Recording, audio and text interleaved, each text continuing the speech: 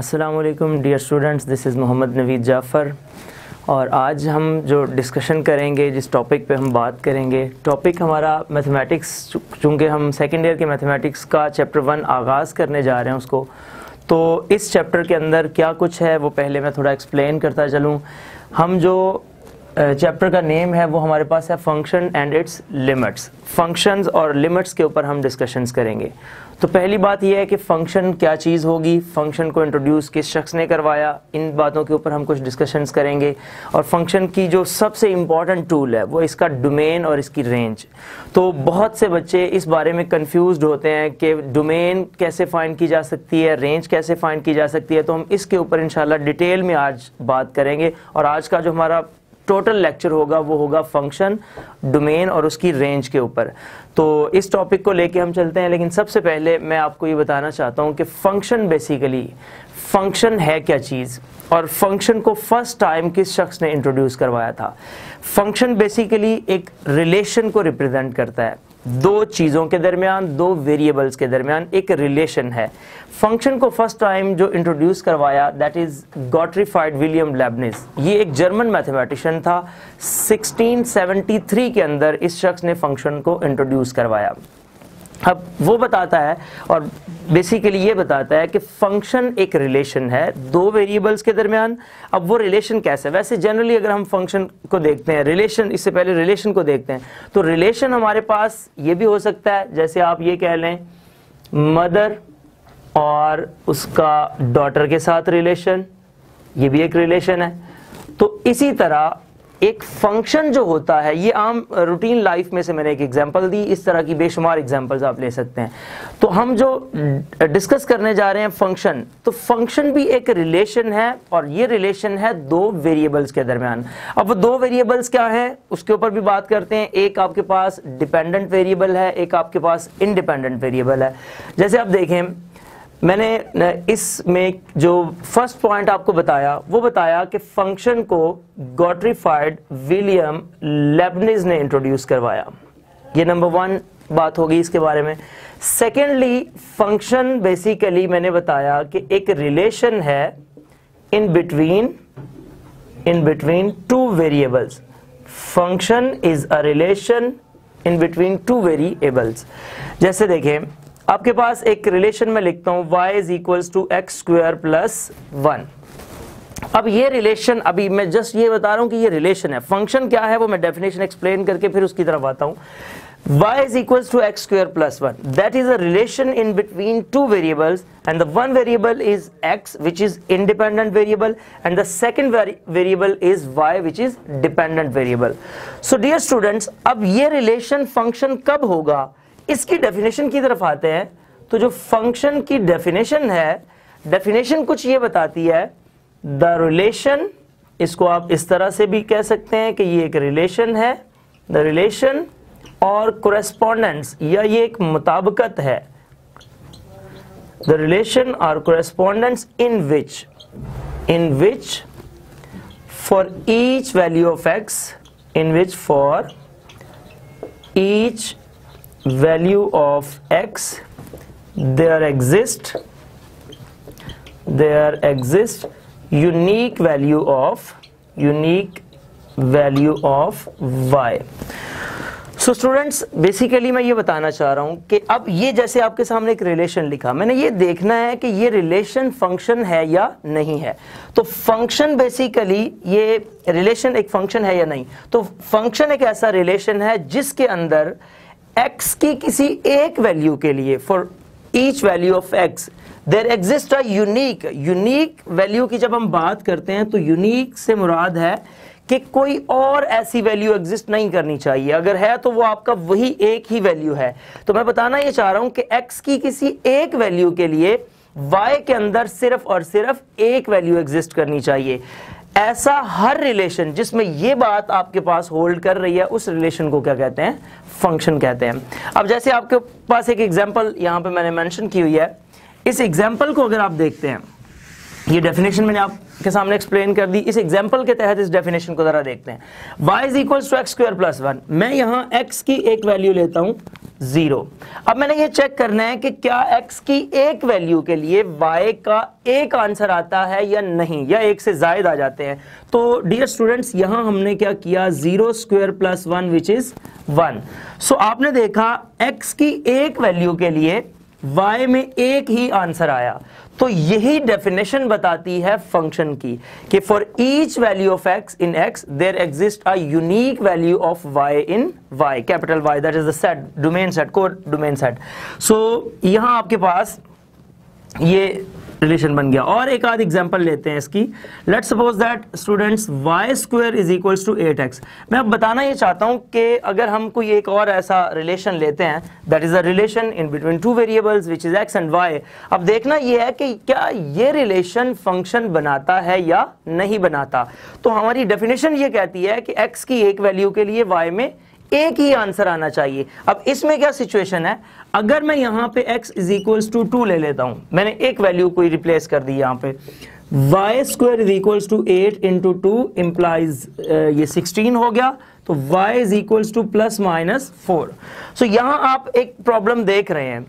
Definition के मुताबिक against definition हम चले गए। हमने कहा था कि x की किसी एक वैल्यू के लिए y में सिर्फ और सिर्फ एक आंसर आना चाहिए, y का एक आंसर आना चाहिए। लेकिन यहां आपने ये चीज नोट की होगी कि x मैंने एक वैल्यू ली 2 और y का आंसर एक +4 और एक -4। So that is against the definition of function. ये फंक्शन की डेफिनेशन के अगेंस्ट चले गए क्योंकि हमें एक वैल्यू के लिए एक आंसर चाहिए था।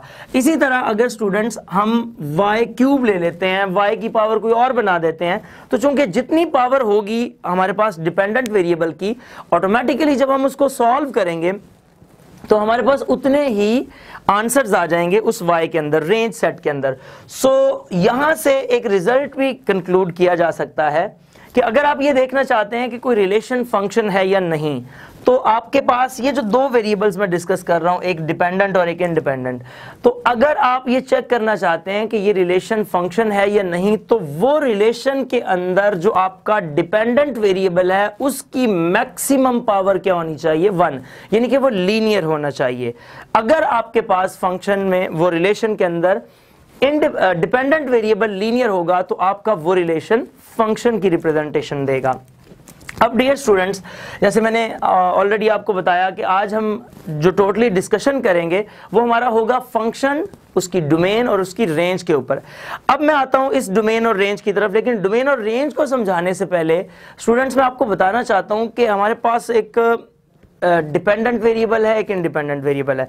जो डोमेन होती है ये वैल्यूज ऑफ इंडिपेंडेंट होती हैं। इंडिपेंडेंट वेरिएबल जो आपके पास आ रहा है, इसकी जब आप वैल्यूज लेते हैं तो वो डोमेन को रिप्रेजेंट करती हैं, और जो रेंज आपके पास होती है वो डिपेंडेंट वेरिएबल की वैल्यूज होती हैं। अब इंडिपेंडेंट डोमेन में और डिपेंडेंट रेंज में आ गया आपके पास।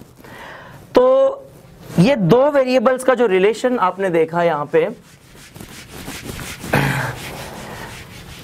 ये बताता चलूं कि स्टूडेंट्स बहुत कंफ्यूज हैं डोमेन और रेंज फाइंड करने के लिए, क्योंकि बेसिकली डोमेन क्या है आइडिया थोड़ा कम होता है, उसको फिर रेंज क्या है इसको फाइंड करना, और मोस्टली आमतौर पे स्टूडेंट्स क्या करते हैं सेकंड ईयर में या जहां पर भी डोमेन और रेंज की बात आती है तो उसको स्किप कर देते हैं। लेकिन इंशाल्लाह इस लेक्चर के बाद आप इस सोच को तरक कर देंगे कि डोमेन और रेंज को भी स्किप करना है, क्योंकि आपके डिफरेंट जो टेस्ट वगैरह होते हैं, वो आर्मी का टेस्ट कर लें, कोई एयरफोर्स का कर लें, या जो भी आप कोई टेस्ट देने जाते हैं जॉब्स वगैरह के लिए, तो उसमें पर्टिकुलरली ये डोमेन और रेंज से रिलेटेड बड़े क्वेश्चंस पूछे जाते हैं।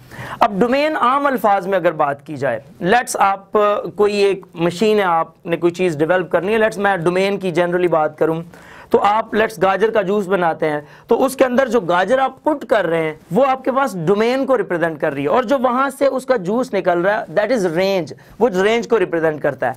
तो डोमेन और रेंज, इसके दरमियान एक रिलेशन कैसे आता है, ये आपका एक फंक्शन होता है। ये जैसे मैंने जूस की बात की, ये एक फंक्शन है। इस तरफ से आप डोमेन को पुट करेंगे और इस फंक्शन में ट्रीट होने के बाद जो वो रिजल्ट देगी वो किस में देगी, रेंज में देगी। यानी कि इधर आपके पास डोमेन है, और जब आप उसका रिजल्ट हासिल कर रहे हैं तो वो आपके पास रेंज है। सो ये रिलेशन है डोमेन और रेंज के अंदर। डोमेन बेसिकली एक और एग्जांपल देख लेते हैं। लेट्स आप एटॉमिक पावर है, पाकिस्तान एक एटॉमिक पावर है, तो अगर आप देखते हैं तो मिसाइल्स की बात अगर मैं करता हूं तो उसमें भी एक डोमेन और एक रेंज को सेटल किया जाता है। जो आप मिसाइल बना रहे हैं उस मिसाइल के अंदर आपने यूरेनियम का यूज किया या जो भी आप उसके अंदर केमिकल्स का इस्तेमाल कर रहे हैं, वो केमिकल्स आप एज ए डोमेन उसके अंदर पुट कर रहे हैं और फिर उसकी वहां से एक रेंज निकलती है कि ये इतने किलोमीटर, इतने 100 किलोमीटर तक ये मार करेगा, वो मिसाइल जिसकी बात हो रही है। तो वो डोमेन के ऊपर डिपेंडेंट होता है। अगर मैंने लेट्स सपोज दैट मुझे पता है कि मैं उसके अंदर एक जो है टन यूरेनियम यूज करता हूं तो वो इतने किलोमीटर तक रेंज में जाता है, और अगर मैं उसमें उससे कम यूरेनियम यूज करूं या उससे कम मटेरियल्स यूज करूं तो उसकी रेंज के ऊपर ऑटोमेटिकली फर्क पड़ेगा। तो इसलिए डोमेन और रेंज को अंडरस्टैंड किए बगैर आप डिफरेंट फंक्शंस को अंडरस्टैंड नहीं कर सकते। अब डोमेन क्या है बेसिकली, तो डियर स्टूडेंट्स मैं एक फंक्शन को लेके चलता हूं। इससे पहले मैं डोमेन को डिस्क्राइब कर दूं कि एक्चुअली डोमेन किस चीज का नाम है। डोमेन जैसे मैं बार बार ये अर्ज कर रहा हूं कि इंडिपेंडेंट वेरिएबल की जो वैल्यूज हैं वो डोमेन को रिप्रेजेंट करती हैं, लेकिन ये याद रहे कि हर इंडिपेंडेंट वेरिएबल की वैल्यू, यानी कि नो डाउट इंडिपेंडेंट वेरिएबल से मुराद है आप आजादाना तौर पे कोई भी वैल्यू पुट कर सकते हैं, लेकिन जरूरी नहीं है कि हर फंक्शन के लिए हर वैल्यू डोमेन के अंदर आ सके। अब वो कौन सी रिस्ट्रिक्शंस हैं जो हम डोमेन वाले सेट के ऊपर लगाएंगे, इंडिपेंडेंट वेरिएबल के ऊपर लगाएंगे तो हमारे पास डोमेन आएंगी, तो वो डेफिनेशन आपको बताएगी। डेफिनेशन में मैं ये बताना चाहता हूं the values of independent variable, the values of independent variable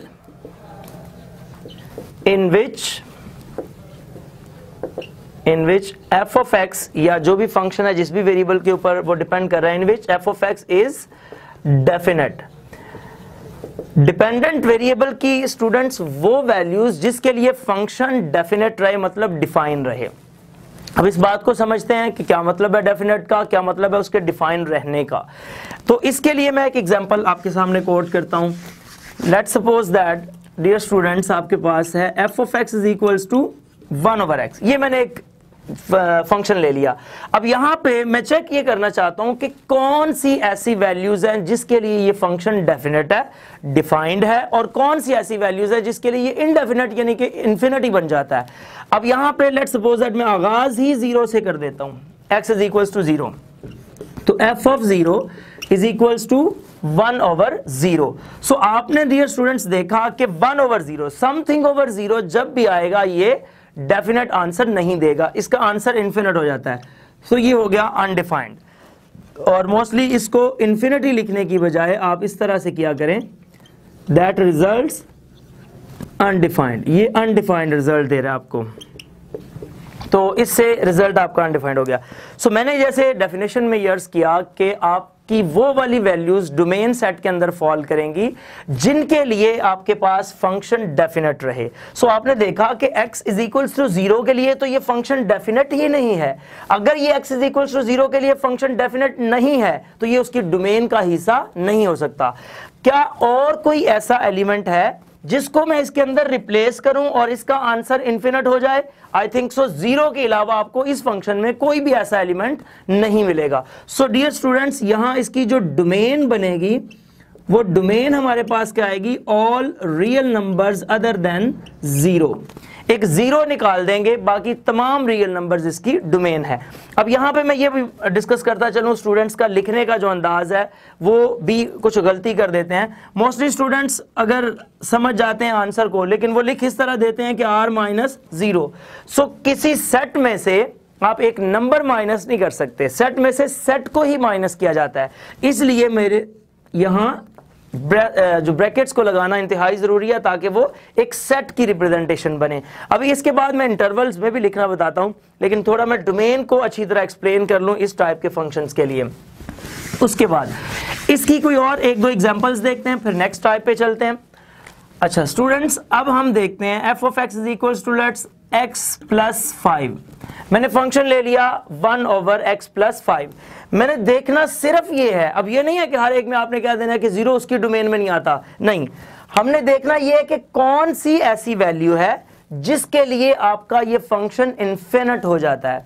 तो I think so very easy, अगर आप x इज इक्वल्स टू -5 इसमें पुट कर दें, मैं कंडीशनल सेंटेंस बनाता हूं, if x is equals to -5 then आप देखेंगे f of -5 is equals to 1/-5 plus 5, so 1/0।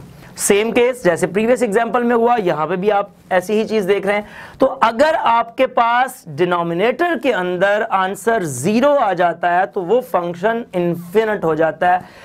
मैं जो अपनी किताब, मैंने सेकेंड ईयर की एक बुक भी लिखी, लीड्स कॉन्सेप्चुअल मैथमेटिक्स, उसके अंदर मैंने बड़ी डिटेल से इन बातों को बताया भी कि 1/0 मैंने इसको बैड एलिमेंट के नाम से इंट्रोड्यूस करवाया कि ये बैड एलिमेंट है, ये हमें नहीं चाहिए। तो बैड एलिमेंट्स को हमने निकालना है, वो एलिमेंट्स जो बैड एलिमेंट्स की प्रोडक्शन का बायस बनते हैं वो हमें इसमें नहीं चाहिए।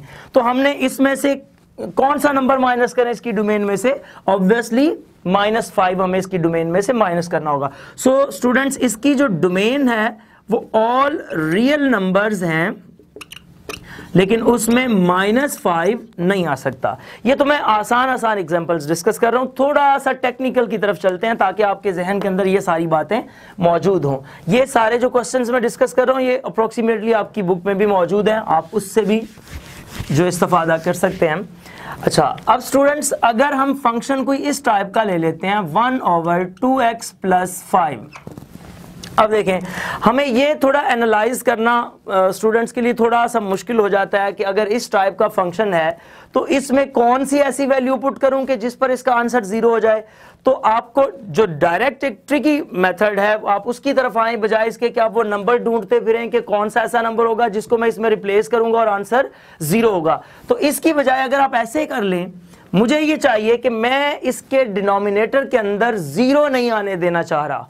तो अगर मैं ये चाह रहा हूं कि इसके डिनोमिनेटर में 0 ना आए, सो मैं ऐसा कर लेता हूं, पुट करता हूं 2x + 5 does not equals to 0। ये मेरी डिमांड है ना, मैं चाहता हूं कि इसके डिनोमिनेटर में 0 ना आए। अगर डिनोमिनेटर में मैं चाहता हूं कि 0 ना आए तो मैं कहता हूं कि ये नंबर 0 नहीं होना चाहिए। यहां से मैं x की वो वैल्यू निकाल सकता हूं जिस वैल्यू के पुट करने पे ये 0 बन सकता था, लेकिन मैंने उसको कहा कि वो 0 नहीं होना चाहिए। So 2x does not equals to -5, 2x - 5 के इक्वल नहीं होना चाहिए, क्योंकि अगर 2x - 5 के इक्वल हो गया तो ये 0 आ जाएगा।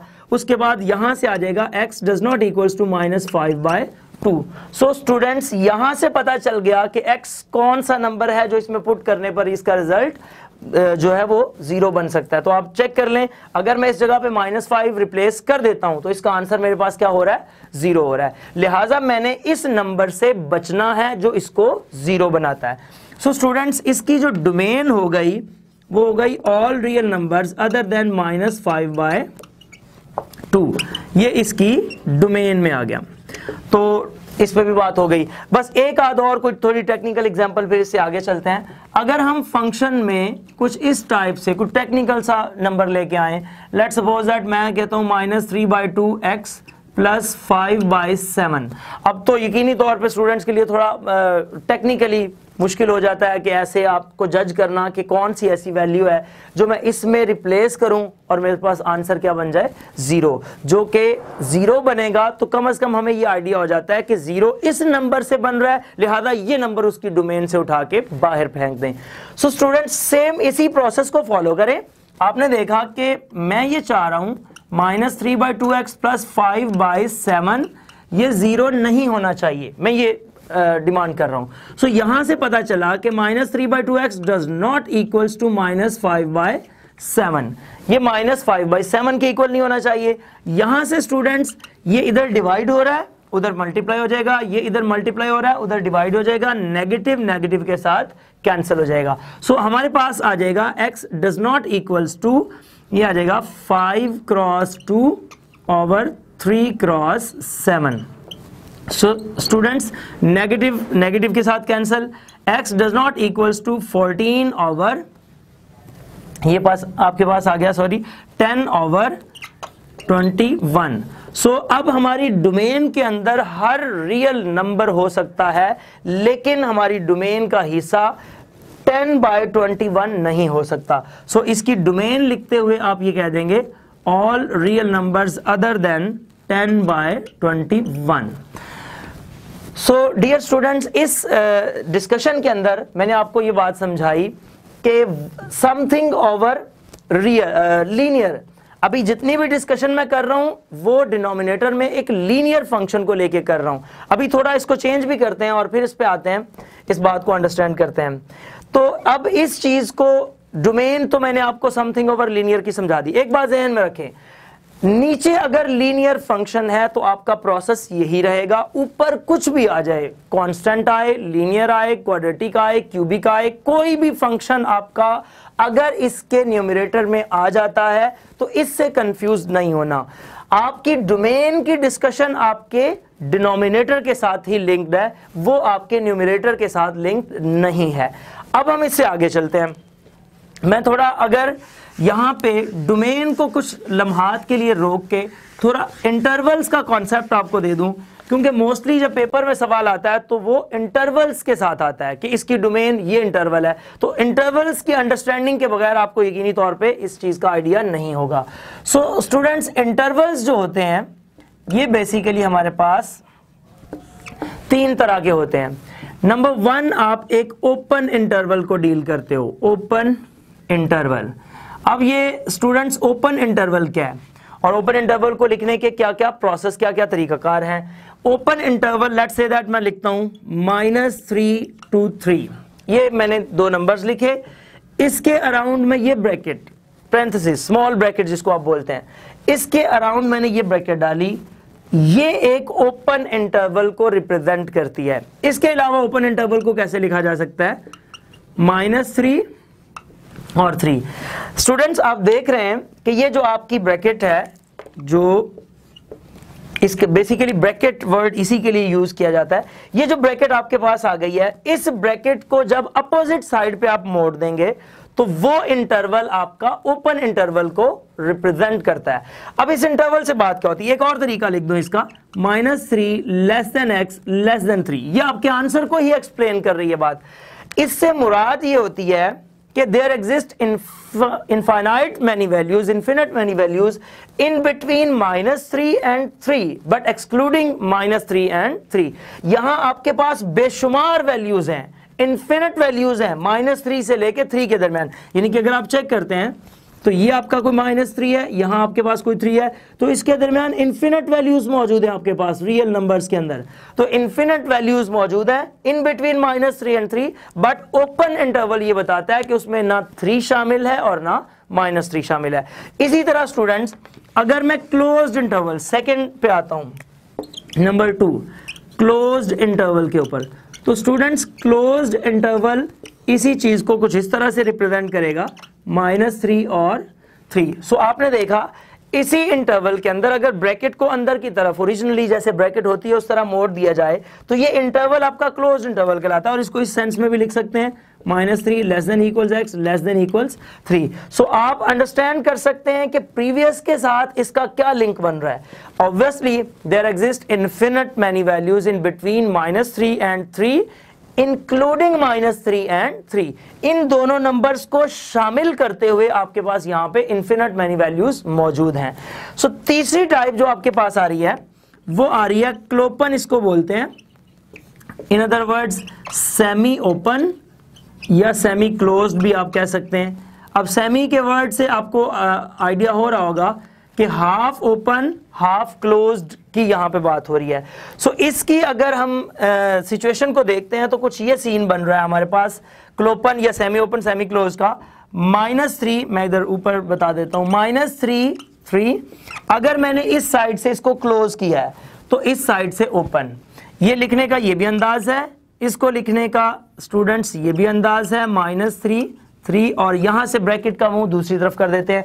तो इसका जब आप फेस अपोजिट साइड पे मोड़ देंगे तो उससे मुराद ऑटोमेटिकली ये है कि ये नंबर इसमें शामिल नहीं है।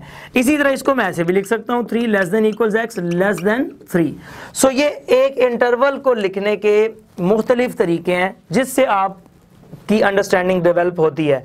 अभी अगर आप प्रीवियस एग्जाम्पल पे आए, डोमेन वैसे लिखी जानी हो अगर, तो जो मैंने एग्जाम्पल नंबर 1 दी आपको डोमेन फाइंड करने के लिए, वो हमारे पास थी f of x = 1/x। और जैसा कि आपको पता है कि उसके अंदर जब डोमेन की बात हुई तो हमने कहा इसकी डोमेन में 0 नहीं आना चाहिए, सो 0 हमने इसमें से एक्सक्लूड करना है। सो डियर स्टूडेंट्स, आपने देखा इसको एक तो लिखने का ये तरीका जो मैंने आपको प्रीवियस एग्जांपल में समझाया, ऑल रियल नंबर्स माइनस 0, ये है। अब ये इसकी डोमेन आ गई। अब अगर मैं यहाँ पे एक लम्हे के लिए रुक के आपको रियल नंबर के बारे में बताऊं कि रियल नंबर्स बेसिकली क्या है, ये एक ओपन इंटरवल है -∞ से लेके +∞ तक। इससे क्या मुराद है कि there exist infinite many values in between -∞ and infinity, but -∞ and infinity are not the part of this interval, वो इस इंटरवल का हिस्सा नहीं है। सो अगर मैं अब इस आंसर को इंटरवल्स के फॉर्मेट में लिखना चाहूं तो फिर मेरे पास क्या प्रोसेस होगा। सो स्टूडेंट्स, मुझे पता है कि ये है -∞ टू इंफिनिटी, ये हमारे पास एक टोटल इंटरवल हो गया रियल नंबर्स का। इसमें से मैंने एक ये नंबर निकालना है 0, तो जब मैं 0 इसमें से एक्सक्लूड करना चाहता हूं तो स्टूडेंट्स जरा गौर कीजिएगा, -∞ टू 0, -∞ से लेके 0, उसके बाद ये ओपन तो ऑलरेडी है ही, इसके बाद आप देखेंगे कि ये जो 0 नंबर है ये भी मैं इसके डोमेन के अंदर जो है उसको रिप्लेस नहीं करना चाहता। सो -∞ टू 0, उसके बाद यूनियन 0 टू इंफिनिटी। सो अगर आप ओवरऑल इसका जायजा लें तो आप देखेंगे कि जो बात मैंने यहां पे लिखी, ऑल रियल नंबर्स में से सिर्फ एक 0 को एक्सक्लूड करना है, तो यहां पे भी अगर आप गौर करें -∞ टू 0, ना इसमें -∞ शामिल ना इसमें 0 शामिल, और ऑलरेडी मैं बता चुका हूं कि रियल नंबर के अंदर -∞ और इंफिनिटी शामिल नहीं होते। सो यहां से मैंने 0 को इस लेफ्ट इंटरवल में से निकाल दिया। उसके बाद यूनियन 0 से लेके पॉजिटिव इंफिनिटी तक शामिल किया। ग्राफिकली भी अगर आप इस बात को देखते हैं, यहां -∞, यहां पॉजिटिव इंफिनिटी, और दरमियान में मैं एक नंबर लेके आ रहा हूं 0। अब मुझे डोमेन के अंदर ये नंबर मुझे नहीं चाहिए डोमेन के अंदर। अगर ये डोमेन के अंदर नंबर नहीं चाहिए तो मैं यहां से बता सकता हूं ये नंबर मैंने एक्सक्लूड करना है, ये एक्सक्लूड करना है, दरमियान वाले सारे नंबर को लेके आना है। सो -∞ to 0 union 0 to positive infinity. So that is the representation of that particular domain in the sense of intervals. Intervals की सेंस में मैंने इसी बात को लिख दिया। अब अगर पेपर में आपके पास MCQs इस टाइप से आ जाता है, ये सवाल ये कर देता है इसकी डोमेन बताएं, और ये आपके जहन के अंदर ये जवाब है, तो यकीनी तौर पे बच्चों वो अगर आंसर ऐसा दे देता है तो आपको इंटरवल्स की सेंस में भी इस बात की अंडरस्टैंडिंग होनी चाहिए। एक आध एग्जाम्पल बस और उसके बाद मैं डोमेन के नेक्स्ट प्रोसेस की तरफ चलूंगा। जी स्टूडेंट्स, अब एग्जाम्पल हमने जो कोई और डिस्कस की थी उसी को ले लें या कोई और एग्जाम्पल बना लें। 1/1/5 minus x, let's suppose that मैंने ये एग्जाम्पल ले ली, इजी वन। तो इसमें मैं कुछ और भी इंट्रोड्यूस करवा लेता हूं, -2x ऐसा कर दिया। सो मुझे पता है 1/5 minus 2x that does not equals to 0। जैसे कि मैं पहले आपको ये बात बता चुका हूं कि आपको डिनोमिनेटर में 0 नहीं चाहिए। सो ये आ जाएगा 1/5 does not equals to 2x and 1/10 does not equals to x. So dear students, हमें डोमेन के अंदर 1/10 नहीं चाहिए। So एक तो मैंने जैसे पहले प्रोसेस बताया, all real numbers other than 1/10, ये हमारे पास हो गया। अब रियल नंबर्स में क्या है मैं बताना चाहता हूँ, यही बात जो अभी आपको पहले समझाई, -∞ टू इंफिनिटी, इसमें से मैंने माइनस करना है 1/10। सो मेरे पास जो आंसर बनेगा वो -∞ टू 1/10, जैसे प्रीवियस एग्जांपल में यहां 0 था, और यूनियन 1/10 टू पॉजिटिव इंफिनिटी। इसी चीज को वही ग्राफिकली जो मैंने अभी थोड़ी देर पहले आपको समझाई, -∞, 1/10 और पॉजिटिव इंफिनिटी। अब आपको पता है इसमें से ये 3 नंबर्स हैं जो मुझे नहीं चाहिए, बाकी मुझे कंप्लीट डोमेन चाहिए। सो मैं इसका आंसर ऑटोमेटिकली इस फॉर्मेट के अंदर लिख सकता हूं। ये तो डोमेन हो गई इस सेंस के अंदर कि जब आपके पास any function in numerator and denominator में आपके पास एक लीनियर फंक्शन मौजूद हो। अब थोड़ा सा इस बात से आगे निकलते हैं और डिनोमिनेटर के अंदर हम कोई स्क्वायर टाइप का फंक्शन लेके आते हैं। आपकी बुक से रिलेटेड ही डिस्कशन करूंगा ताकि इससे बढ़ के कोई बात ज़्यादा कंफ्यूज ना करें आपको। जी स्टूडेंट्स, अगर मैं f(x) is equals to 1/x² minus 1 कर देता हूं, फर्ज करें x² -1 कर दिया। अब कौन सी ऐसी वैल्यू है बस आपने ओवरऑल एक बात को जहन में रखना है कि डिनोमिनेटर के अंदर आपके पास जीरो नहीं बनना चाहिए। बार बार मैं इसी बात को बता रहा हूं। अब डिनोमिनेटर में जीरो से बचना है हमने, सो हम क्या तरीकाकार लगाएं, वही प्रोसेस जो मैंने प्रीवियस लीनियर के लिए बताया आपको। यहां पे आप करेंगे x square minus 1 does not equals to zero. X square minus 1 zero के इक्वल नहीं होना चाहिए। So students x square does not equals to 1। अब x का जो स्क्वायर है वो 1 के इक्वल नहीं होना चाहिए। अब मोस्टली स्टूडेंट सोचेंगे ऑब्वियसली 1 एक ऐसा नंबर है जिसका स्क्वायर लूंगा तो 1 आ जाएगा, लेकिन बच्चों यहाँ पे एक और ऐसा नंबर भी एग्जिस्ट कर रहा है जिसको -1 कहते हैं। -1 का भी स्क्वायर लेंगे तो आंसर क्या आएगा, 1 ही आएगा। इसलिए यहाँ पे दो नंबर्स बन गए, लिहाजा आप इसको इसी तरह से ट्रीट करें, इसके ऊपर स्क्वायर रूट अप्लाई करें, x does not equals to +-1। So अब आपके पास एक ऐसा नंबर नहीं है कि जो इसमें पुट करने पे डिनोमिनेटर जीरो हो रहा है, बल्कि ऐसे दो नंबर्स मौजूद हैं जिनको यहां पे पुट करेंगे तो आंसर जीरो आ रहा है। सो स्टूडेंट्स आपने बताना है इसकी domain all real numbers -1 and +1। पहले आपके पास इस सेट के अंदर एक एलिमेंट आ रहा था लीनियर होने की वजह से, अब चूंकि नीचे क्वाड्रेटिक हो गया है तो क्वाड्रेटिक होने की वजह से यहाँ पे दो एलिमेंट्स ऐसे एग्जिस्ट कर रहे हैं, -1 एंड 1। अब ये तो बड़ा आसान तरीका था, डोमेन हमने लिख ली, लेकिन स्टूडेंट्स अगर हमें यही डोमेन इंटरवल्स की सूरत में लिखनी पड़े तो पहले मैं चाहता हूं कि उस डोमेन की तरफ जाने से पहले ग्राफिकल अंदाज में रियल लाइन के ऊपर देख लें, -∞, +∞, -1, +1। आप गलती का शिकार ही नहीं होंगे अगर आप इस रियल लाइन का सहारा लेंगे। अब देखें, मुझे -∞ नहीं चाहिए, रियल नंबर में होती नहीं है, मुझे +∞ नहीं चाहिए, रियल नंबर्स में होती नहीं है। उसके बाद ये वो दो नंबर्स हैं जो मेरे पास इस फंक्शन में डिनोमिनेटर के अंदर जीरो पैदा कर रहे हैं। अब मुझे ये दोनों नंबर्स यहां पे पुट नहीं करने, तो डोमेन में से निकालने हैं मुझे ये दोनों नंबर्स, लिहाजा मैं -1 को भी क्रॉस कर रहा हूं और 1 को भी क्रॉस कर रहा हूं। तो मेरे पास जो इंटरवल की सिचुएशन बनी वो कुछ ये बन जाएगी, -∞ to -1 ओपन। ओपन रखने से मुराद यही है कि मैं उसको उसमें से एक्सक्लूड कर रहा हूं, निकाल रहा हूं। यूनियन -1 to 1 तो चाहिए ना हमें, इसके दरमियान का जो पोर्शन है -1 to 1। उसके बाद union 1 to +∞। So dear students that is the domain of that particular function. So इस तरह से आप किसी भी फंक्शन की डोमेन, यहाँ पे कोई भी आप क्वाड्रेटिक एक फैक्टर सपोज कर सकते हैं और उस क्वाड्रेटिक फैक्टर को लेके आप इसकी डोमेन बता सकते हैं। इससे थोड़ा सा मैं आगे बढ़ता हूं और अब हम आते हैं जो मॉडुलस या आप कह लें कि स्क्वायर रूट की बात कर लेते हैं थोड़ी। f(x) is equals to x, simple x के साथ ही पहली मैं एग्जांपल करता हूं। अब बच्चों मैं आपको ये समझाना चाहता हूं कि अगर आपके पास जो फंक्शंस हैं वो स्क्वायर रूट्स के अंदर आ जाए, रेडिकल साइंस के अंदर आ जाएं, तो इन रेडिकल साइंस के अंदर रहते हुए हमें डोमेन को कैसे एनालाइज करना है, अब हम इस बारे में डिस्कशन करते हैं। तो इस चीज को लेके आपको पता है कि स्क्वायर रूट्स के अंदर मैं अगर इसके बारे में बताऊं तो आप देखें, हम चूंकि रियल स्पेस, रियल लाइन के अंदर रह रहे हैं, तो अगर स्क्वायर रूट के अंदर कहीं भी नेगेटिव नंबर आ गया, दैट इज नंबर साइन, अगर स्क्वायर रूट्स के अंदर नेगेटिव नंबर आ गया तो ऑब्वियसली दैट इज हार्मफुल, ये आपके लिए खतरनाक चीज हो जाएगी। क्यों? क्योंकि रियल स्पेस में, रियल लाइन में नहीं रहेंगे हम, तो ये तो कॉम्प्लेक्स बन जाएगा ना। जब स्क्वायर रूट के अंदर आपके पास नेगेटिव आ जाएगा तो वो कॉम्प्लेक्स का फॉर्मेट बनेगा। सो इस कॉम्प्लेक्स फॉर्मेट से निकलने के लिए एक ही बात जहन के अंदर आती है कि स्क्वायर रूट के अंदर नेगेटिव साइन नहीं बनने देना।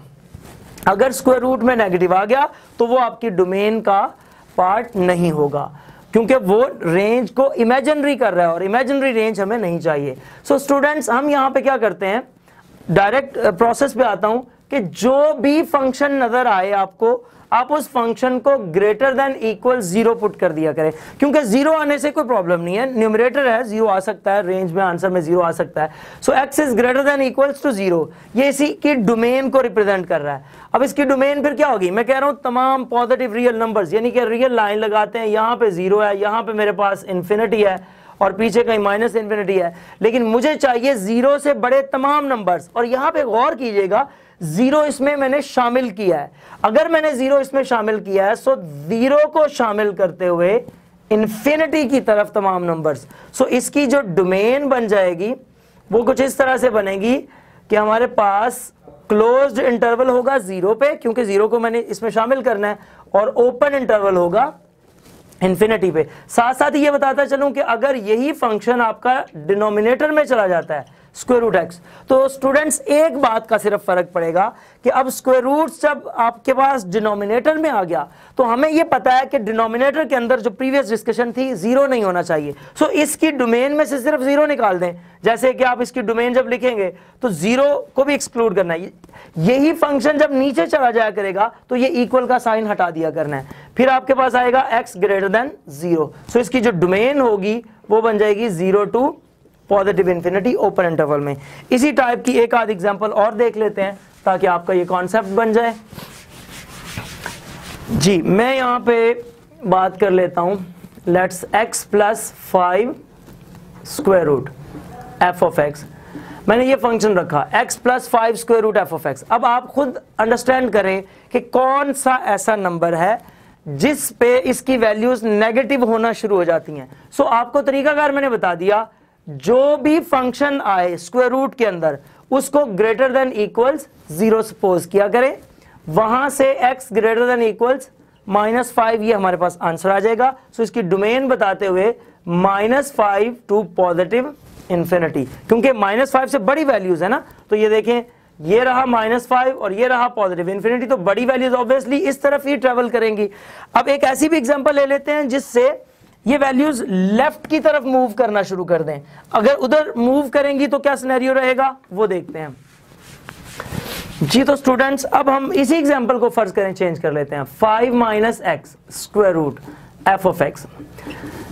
ऑब्वियस सी बात है कि जब हमारे पास वेरिएबल के साथ नेगेटिव साइन आएगा तो वेरिएबल के साथ नेगेटिव साइन आने के बिना पर जितना x इंक्रीज होता जाएगा उससे ओवरऑल फंक्शन डिक्रीज होता जाएगा, क्योंकि आपके पास जो x की वैल्यूज हैं वो बड़ी होती जा रही हैं। तो x की वैल्यू बड़ी होने पे नेगेटिव साइन वाली वैल्यू जो है बढ़ती जाएगी, जिससे नेगेटिव जितना बढ़ता जाएगा उतना नेगेटिव में ओवरऑल फंक्शन में कमी आना शुरू हो जाती है। सो अगर मैं यहाँ पे उसी अंदाज में जो पहले मैं बात कर रहा था 5 minus x greater than equal 0 suppose कर लेता हूँ, तो यहाँ पे मेरे पास आ जाएगा 5 ग्रेटर देन इक्वल्स एक्स। सो अगर अब इस आपको रियल लाइन के ऊपर एनालाइज करें तो यहाँ पे 5 और मैं कह रहा हूं कि जो x है वो लेसर है 5 से, छोटा है, तो ये वैल्यू मूव करेगी इस डायरेक्शन में नेगेटिव साइड पे। सो यहां से इधर माइनस इन्फिनिटी है तो आपका जो इंटरवल आएगा वो -∞ 5 और 5 इसमें शामिल होगा, -∞ पे हम इसको ओपन कर देंगे।